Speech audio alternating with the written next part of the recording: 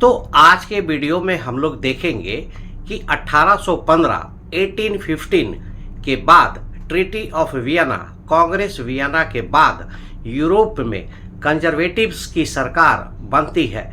तो हम लोग यह देखेंगे कि 1815 में ट्रीटी ऑफ वियना के बाद यह जो कंजर्वेटिव की सरकार बनती है पूरे यूरोप में, तो इन लोगों के अंदर किस तरह से यूरोप का शासन होता है, किस तरह से कंजर्वेटिव गवर्नमेंट काम करती है।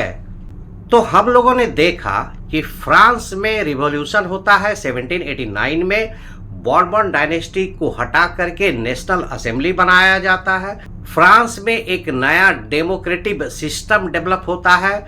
नेशनल असेंबली के मेंबर्स जो है इलेक्टेड होते थे, चुनाव होता था और यह जो है सरकार बनाते थे, गवर्नमेंट का फॉर्मेशन करते थे। इसी क्रम में, इसी क्रोनोलॉजी में नेपोलियन आता है और नेपोलियन भी इन रिवॉल्यूशनरीज आइडिया को, क्रांतिकारी विचारों को आगे बढ़ाता है।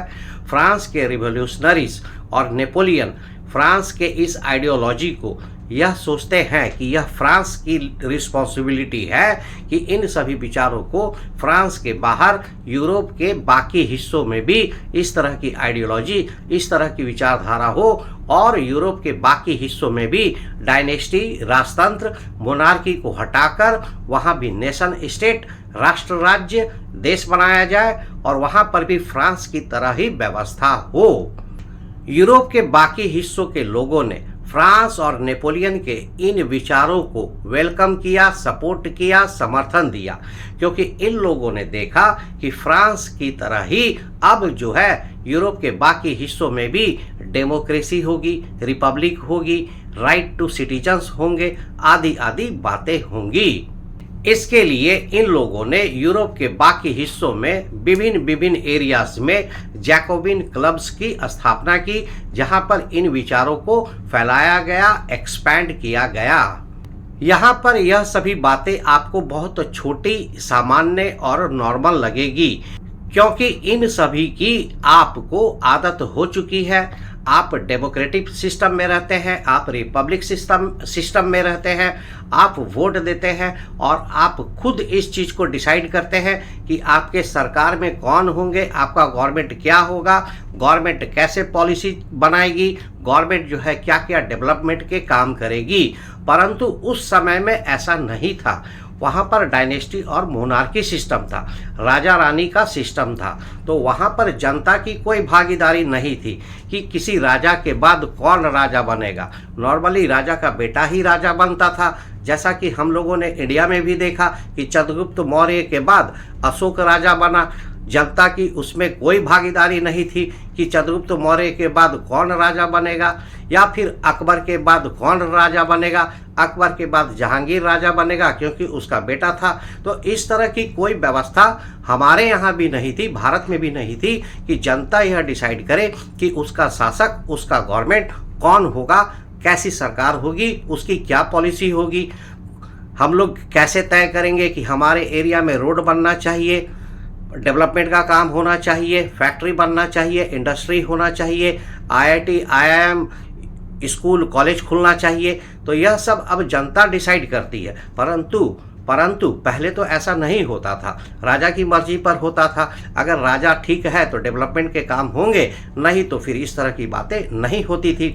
तो आज के डेट में यह बहुत नॉर्मल और सामान्य है, परंतु उस समय में जनता के लिए यह एक नवीन, एक न्यू आइडियोलॉजी था कि इस तरह का भी सिस्टम होता है जहाँ पर जनता डिसाइड करेगी कि कौन सरकार बनेगा, सरकार की पॉलिसी क्या होगी, सरकार कैसे डेवलपमेंट का काम करेगी। तो यह सब एक नया आइडिया था और इन सभी बातों से जनता काफ़ी प्रभावित होती है और इस तरह से फ्रांस और नेपोलियन के विचारों का यूरोप के बाकी हिस्सों में स्वागत किया जाता है, वेलकम किया जाता है, सपोर्ट किया जाता है।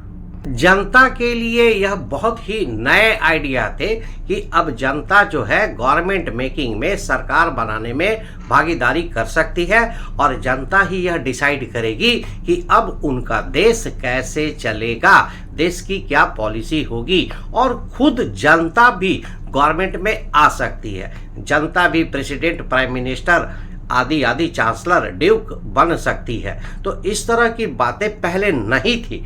राजा रानी ही डिसाइड करते थे कि उसके बाद कौन राजा रानी बनेगा, या फिर कोई शक्तिशाली आदमी होता था तो वह जो है सत्ता को, पावर को हड़प लेता था और खुद राजा बन जाता था। तो इस तरह की आइडियोलॉजी एक नया आइडियोलॉजी था जो आज के टाइम में थोड़ा समझने में परेशानी होती है, क्योंकि पहले ऐसा नहीं था और आज ऐसा है। इसलिए यह सब जो है मॉडर्न कॉन्सेप्ट था।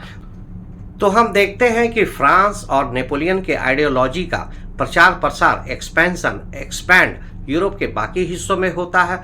इससे यूरोप के बाकी हिस्सों में जो डायनेस्टी थी, मोनार्की थी, राजतंत्र था, उनमें एक खलबली हलचल सी मच जाती है कि यह नेपोलियन तो हम लोग को समाप्त कर देगा और यहाँ पे नेशन स्टेट यानी कि राष्ट्र का निर्माण कर देगा और जनता की भागीदारी सरकार में हो जाएगी, तो हम लोगों का क्या होगा। इसलिए उस समय के जो 4 ग्रेट पावर्स थे, ब्रिटेन, ऑस्ट्रिया, रसिया और प्रसिया, आपस में यह सभी मिल जाते हैं और मिल करके नेपोलियन के साथ युद्ध करते हैं, जिसमें कि नेपोलियन हार जाता है, नेपोलियन का पतन हो जाता है, फॉल ऑफ नेपोलियन हो जाता है। और इस तरह से हम देखते हैं कि नेपोलियन ने जिस आइडियोलॉजी को यूरोप के बाहर में लाने का प्रयास किया, उसका एक अंत हो जाता है।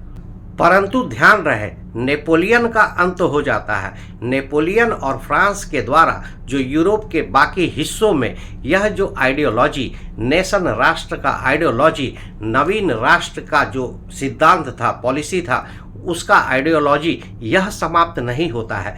जनता ने इस तरह के विचारों को देख लिया था और अब जनता चाहती थी कि इसी तरह से आगे आने वाले समय में इसी प्रकार का राष्ट्र राज्य हो, जहां पर जनता की भागीदारी हो और जनता के हाथ में अधिकार हो। तो इस तरह के आइडियोलॉजी का विकास तो जनता के दिमाग में, मस्तिष्क में हो चुका था और यही बाद में आगे चलकर रिवॉल्यूशन, क्रांति का रूप लेती है। परंतु अभी हम यहाँ देखते हैं कि नेपोलियन की पराजय के बाद यह जो 4 ग्रेट पावर्स थे, ब्रिटेन, रसिया, प्रसिया और ऑस्ट्रिया, इन लोगों ने मिलकर यूरोप के भविष्य को कैसा होगा इस बात पर विचार की और यह लोग इस सेटलमेंट पे आए कि अब यूरोप में कंजर्वेटिव की सरकार होगी। कंजर्वेटिव मतलब कि जो कि पुराने आइडियोलॉजी, पुराने विश्वास, पुरानी परंपरा, पुरानी ट्रेडिशन पर काम करते थे, उसमें बिलीव करते थे। अर्थात कि अब जो है यूरोप में डायनेस्टी सिस्टम ही काम करेगा, मोनार्की होगा। तो यह जो मोनार्की, राजा रानी का जो सिस्टम होगा, इसी को कंजर्वेटिव की सरकार बोलते हैं। कंजर्वेटिव की सरकार अर्थात राजा रानी, मोनार्की, डायनेस्टी वाला सिस्टम। तो इस प्रकार से 1815 के बाद कंजर्वेटिव सिस्टम, कंजर्वेटिव गवर्नमेंट की स्थापना पूरे यूरोप में होती है। अब हम लोग देखते हैं कि इस तरह के कंजर्वेटिव गवर्नमेंट की स्थापना के बाद किस तरह से यूरोप में बातें आगे बढ़ती है और किस तरह से कंजर्वेटिव के अंदर में सरकार चलती है या प्रोग्रेस करती है। तो उम्मीद करते हैं कि आप कंजर्वेटिव सिस्टम या कंजर्वेटिव ऑर्डर समझ गए होंगे। कंजर्वेटिव सिस्टम या कंजर्वेटिव ऑर्डर मतलब मोनार्की वाला सिस्टम, राजा रानी वाला सिस्टम। तो यह लोग कैसे अब यूरोप में शासन व्यवस्था चलाते हैं, किस तरह से सरकार को चलाते हैं, इस चीज को देखते हैं। ये कंजर्वेटिव भी 1815 वाले कंजर्वेटिव भी पुराने कंजर्वेटिव की तरह ही विचार रखते थे, विश्वास रखते थे, बिलीफ रखते थे। यह लोग भी सोसाइटी के बने बनाए रूल, फैमिली सिस्टम में जो रूल्स एंड रेगुलेशन थे, जो चर्च का रूल एंड रेगुलेशन था, जो प्रॉपर्टी के राइट्स थे, सोसाइटी में जिस तरह के इंस्टीट्यूशन थे, जो सामाजिक व्यवस्था थे, उन सभी में यह कंजर्वेटिव भी 1815 के बाद वाले कंजर्वेटिव भी इसी तरह के विचार में विश्वास रखते थे।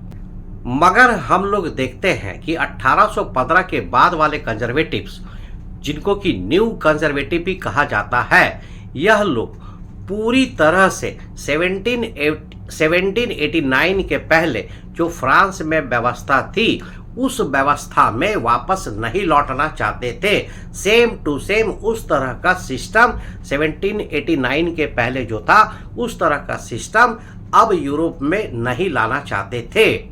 इन लोगों ने यह महसूस किया, रियलाइज किया कि नेपोलियन ने जो रिफॉर्म किया था, जो एडमिनिस्ट्रेटिव रिफॉर्म्स किए थे, जो मिलिट्री चेंजेस किए थे या जिस प्रकार के सुधार किए थे, यह सभी सुधार डायनेस्टी के लिए, मोनार्की के लिए जो है यह ट्रेडिशनल सिस्टम को और ज़्यादा मजबूत बनाएगा, स्ट्रेंथ देगा, स्ट्रांग बनाएगा। इस तरह से यह सभी रिफॉर्म ओल्ड डायनेस्टी के इस्टेब्लिशमेंट में, सत्ता के पावर को बढ़ाने में ज़्यादा एफिशिएंट, ज़्यादा रैशनल, ज़्यादा तार्किक तरीके से काम करेगा। एक मॉडर्न आर्मी, एक एफिशिएंट ब्यूरोक्रेसी, एक डायनामिक इकोनॉमी, फ्यूडलिज्म यानी कि जमींदारी की समाप्ति, सर्फडम का एबॉलिशमेंट, सर्फडम यानी कि बेगार, जबरदस्ती, फोर्स्ड लेबर, इसकी समाप्ति, यह सभी बातें सरकार के ताकत को और बढ़ाएगी और डायनेस्टी को, मोनार्की को और ज़्यादा स्ट्रांग करेगी। तो यह जो 1815 के कंजर्वेटिव थे, इन सभी सुधारों के माध्यम से, इन रिफॉर्म्स के तरीके से डायनेस्टी सिस्टम को और स्ट्रांग करना चाहते थे, पावरफुल बनाना चाहते थे। तो यह लोग रिफॉर्म्स के फेवर में थे, परंतु सरकार की, गवर्नमेंट की, मोनार्की की ताकत बढ़ाने के लिए, ना कि जनता के डेवलपमेंट, जनता के पावर को बढ़ाने के लिए। तो इस तरह से हम देखते हैं कि ये 1815 के कंजर्वेटिव्स रिफॉर्म्स के फेवर में थे और 1789 के पहले के जो कंजर्वेटिव थे वह इस तरह की बातें नहीं करते थे। तो इन बातों के आधार पे हम इन दोनों कंजर्वेटिव को, 1789 के पहले के कंजर्वेटिव को और 1815 के बाद वाले कंजर्वेटिव को अलग कर सकते हैं, डिफरेंशिएट कर सकते हैं। 1815 के बाद वाले कंजर्वेटिव रिफॉर्म्स में विश्वास रखते थे और वह इन रिफॉर्म्स के माध्यम से मोनार्की सिस्टम को, डायनेस्टी सिस्टम को और ज़्यादा मजबूत, स्ट्रांग बनाना चाहते थे। तो चूंकि 1815 के कंजर्वेटिव रिफॉर्म्स करने के फेवर में थे, इसलिए इनको न्यू कंजर्वेटिव भी कहा जाता है। न्यू कंजर्वेटिव कहने से यह बात समझ में आ जाती है कि वे कंजर्वेटिव वाले लोग या वे कंजर्वेटिव सोच वाले लोग जो 1815 के बाद थे, इसलिए इनको न्यू कंजर्वेटिव भी कहा जाता है। चूंकि इन कंजर्वेटिव की सरकार ने नेपोलियन और फ्रांस के राष्ट्रवादी विचार, रिवॉल्यूशनरी विचार को दबाकर बने थे, इसलिए यह लोग एक ऑटोक्रेटिक और रिप्रेसिव गवर्नमेंट के रूप में काम करने लगे, एक दमनकारी सरकार के रूप में काम करने लगे। ये लोग डिसेंट, डिसएग्रीमेंट, क्रिटिसिज्म, कोई इनके विरोध में बात करे, कोई इनके विपरीत बात करे, इन सभी बातों को यह टॉलरेट नहीं करते थे, बर्दाश्त नहीं करते थे। अगर कोई इस तरह की घटना होती थी जिसमें कंजर्वेटिव गवर्नमेंट के खिलाफ कोई लोग विरोध प्रदर्शन करते थे किसी भी माध्यम से, तो उनको दबा दिया जाता था, उनके एक्टिविटी को कंट्रोल किया जाता था, कर्व किया जाता था। इन सभी के लिए कंजर्वेटिव सरकार ने सेंसरशिप को इम्प्लीमेंट किया। सेंसरशिप, इन लोगों ने उन सभी बातों पर सेंसरशिप इम्प्लीमेंट किया जो कि फ्रेंच रिवॉल्यूशन या नए मॉडर्न आइडियोलॉजी, डेमोक्रेसी, रिपब्लिक आदि जैसे विचारों का सपोर्ट करते थे, चाहे वो किसी भी तरीके से हो, म्यूजिक के माध्यम से हो, बुक के माध्यम से हो, लिटरेचर के माध्यम से हो, आर्ट्स के माध्यम से हो, नाटक के माध्यम से हो, किसी भी तरह से अगर यह लोग विरोध प्रदर्शन कर रहे हैं तो उनके ऊपर में सेंसरशिप इम्प्लीमेंट किया जाता था। परंतु इन सभी बातों का जनता के ऊपर उल्टा असर हुआ, विपरीत असर हुआ। इस तरह की जो राष्ट्रवादी सोच थी, नेशनलिज्म यानी कि देशभक्ति की भावना का और विकास हुआ और लोगों ने राष्ट्र, राज्य, नेशन मेकिंग के लिए ज्यादा सोचना शुरू किया। तो इस तरह से हम देखते हैं कि कंजर्वेटिव सरकार जो कि ऑटोक्रेटिक थी, रिप्रेसिव थी, शोषणकारी थी, दमनकारी थी, सेंसरशिप इम्प्लीमेंट करती थी और जो है जोर जबरदस्ती का शासन करती थी, इन सभी कारणों से जनता में इनके खिलाफ विरोध, आक्रोश और ओपोजिशन की भावना जागी और इस तरह से एक जनता का मत, जनमत, पब्लिक ओपिनियन इनके खिलाफ बनने लगा। और हम देखते हैं कि इन कंजर्वेटिव सरकार के कारण ही जनता में एक जैसी भावना, कॉमन आइडेंटिटी, नेशनल फीलिंग का विकास होता है, जो कि देशभक्ति यानी कि नेशनलिज्म के निर्माण में सहयोग प्रदान करता है। इस कारण से भी देशभक्ति की भावना का विकास होता है। तो जाने अनजाने में ही सही, कंजर्वेटिव सरकार के पॉलिसीज और उनके कार्य के कारण जनता में देशभक्ति की भावना का विकास होता है, क्योंकि इन कंजर्वेटिव सरकार के कामों के कारण ही जनता एकजुट होती है और उनमें commonness, common identity, national feeling का विकास होता है। इन लोगों ने सेंसरशिप इम्प्लीमेंट किया था। हम देखते हैं कि बाद में यह सेंसरशिप एक मेन इशू बन जाता है, प्रमुख मुद्दा बन जाता है, और बाद में लिबरेशन ऑफ प्रेस, प्रेस की स्वतंत्रता, फ्रीडम ऑफ प्रेस एक मेन इशू बनता है, इम्पोर्टेंट मुद्दा बनता है। और इसके बाद प्रेस की स्वतंत्रता, freedom of press, liberty of press को लेकर के यूरोप में एक आंदोलन चलता है, जो कि कंजर्वेटिव गवर्नमेंट के फॉल में एक मुख्य भूमिका, इम्पोर्टेंट रीजन बनती है।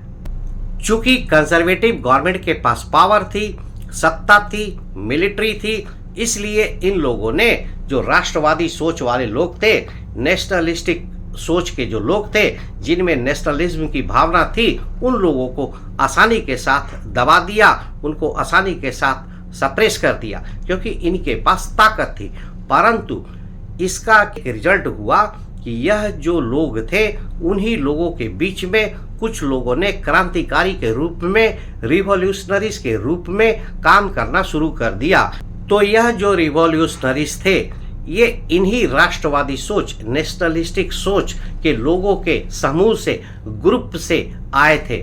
यह जो राष्ट्रवादी सोच या नेशनलिस्टिक सोच के जो लोग थे, इन्हीं को लिबरल्स कहते हैं। लिबरल्स यानी कि उदारवादी लोग, जिनका मॉडर्न कॉन्सेप्ट था कि देश में डेमोक्रेसी हो, रिपब्लिक हो, राइट टू सिटीजन्स हो, आदि आदि बातें। यह लोग चाहते थे कि नेशन मेकिंग में, नेशन के पॉलिसी में जनता की, पब्लिक की ज़्यादा से ज़्यादा भागीदारी हो।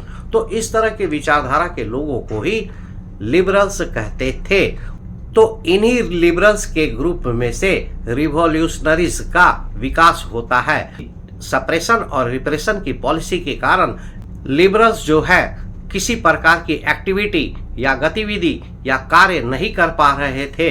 तो इन रिवॉल्यूशनरीज ने अंडरग्राउंड होकर, चुपचाप छिप करके अपने आइडियाज को इम्प्लीमेंट करने का कोशिश किया, और इन लोगों ने रिवॉल्यूशनरीज, क्रांतिकारी तरीकों को अपनाया।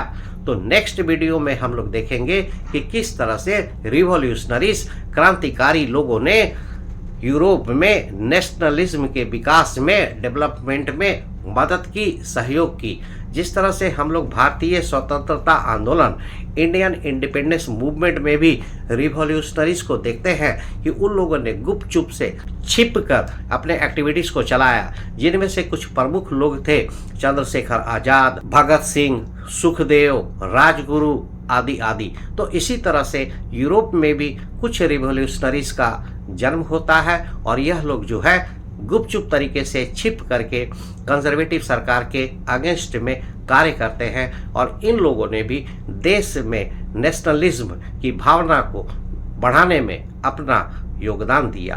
तो नेक्स्ट वीडियो में देखेंगे कि रिवॉल्यूशनरीज ने किस प्रकार से योगदान दिया, किस प्रकार से कार्य किया, और किस प्रकार से नेशनलिज्म या देशभक्ति की भावना का विकास हुआ।